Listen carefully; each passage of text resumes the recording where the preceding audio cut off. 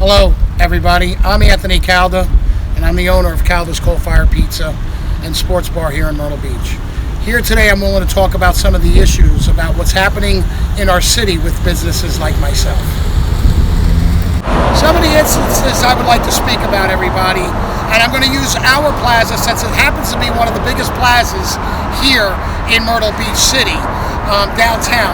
I would like to show everybody what's been happening over the years and years of what's been going on to our wonderful city. And I would like to make everybody understand the true meaning of corruption. Now, what I mean about speaking about corruption, everyone, I'm using my business area here as a prime example of what's going on with the corruption of taxes, with the corruption of the politicians that have been in office. As you can see, our parking lot here, there's very, very, very few people here. A lot of people remember about 8 years ago when this parking lot was full. It was busy. There were many stores here. As you can see, we are trying to rebuild, but the current council members are making that more and more difficult to us each and every day and every year that goes by. We already know of the crime that's been going on. It's just getting worse and worse, and the families that have been lost here.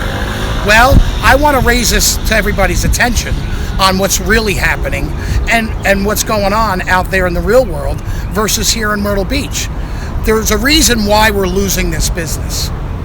Folks, I'd also like to let everybody know, I used to belong to the Chamber of Commerce. And the reason why I don't belong to them anymore is they are literally 1 block away. As everyone can see how our parking lot is, that speaks in whole for itself. So folks, please, stand with me. I want everybody to understand about the empty buildings and vagrants of everything that's going on here in our city, with the Chamber just being 1 block away. Now, again, as you can see, we have an empty parking lot. You can see we have one of the largest spaces here in town. It's littered with empty spaces. What's that say for the community? What's that say about people that wanted to come here as private funding and to rebuild and help us build the city? What does that say to you with all this empty space?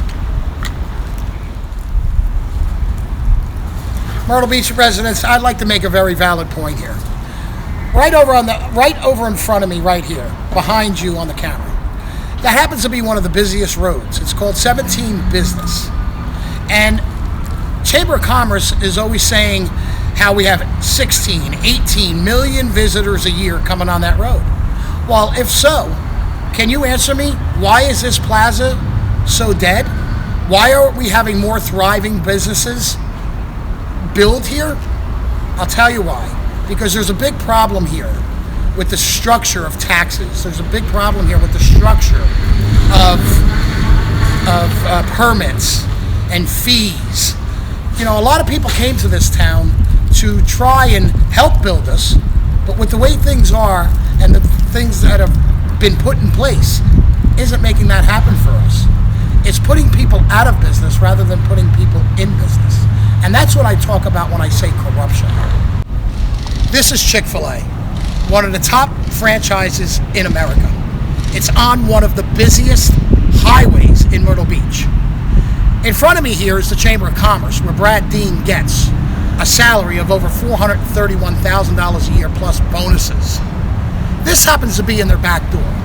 Can somebody tell me what's going on here? Can you not see the corruption happening here right before your eyes? Well, Myrtle Beach, I'm asking you to take a rise with me so that we can make a difference this November 7th on the election.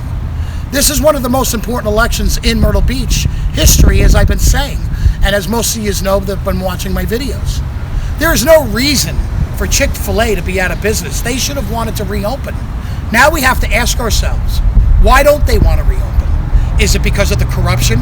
Is it because of the high taxes? Is it because they realized, like I'm realizing, that the city is stealing all their money and that they're going to be working for the city instead of themselves? Well, this all has to change. Again, please, November 7th, we all need to do our part in making the change that we need to make a better Myrtle Beach. Folks, again, I'm standing here in the debris of what once was ChickfilA. Behind me is the Chamber of Commerce. We're paying the chamber members. The entire chamber members are getting paid in salaries over $2 million a year. Do you think that they don't know what's happening in their backyard? Again, I raise the question, why would Chick-fil-A on one of the busiest highways not want to reopen on one of the busiest streets in Myrtle Beach? And that's Business 17 Highway. Now, we all have to ask ourselves these questions. We have to look through the red tape. We have to figure out what we've been told over the years and what is actually taking place. Crime here is way up. We're the third worst city in the country, which is very hard to believe. But as they screw around with the numbers, I'm thinking we might be number 2 or if not even number 1. Because they continually change things around in their favor. Well, they can't change this around. Just again, look at the debris behind me. Wow, this says it all. So everybody in Myrtle Beach, please stand up. Together, we can make a difference. Folks, as a Myrtle Beach owner and resident, my wife and I, Angela, come in. This is my wife, Angela Calda, everybody. Hi. We moved here to Myrtle Beach to make a difference for the city. It's putting a dampening on us as city residents and as business owners to try to help out our community. Because all of the corrupt are stealing and robbing our money through taxes, through legitimate corporations that are, I consider, fake. I don't consider them real corporations because of the amount of money that's going through their hands and pockets on a daily basis. They're putting more and more businesses, mom and pop places like ourselves, out of business.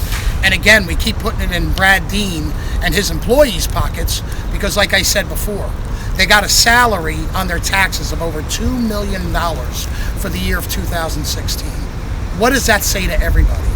Please, folks, rise up with us on November 7th because we've all had enough.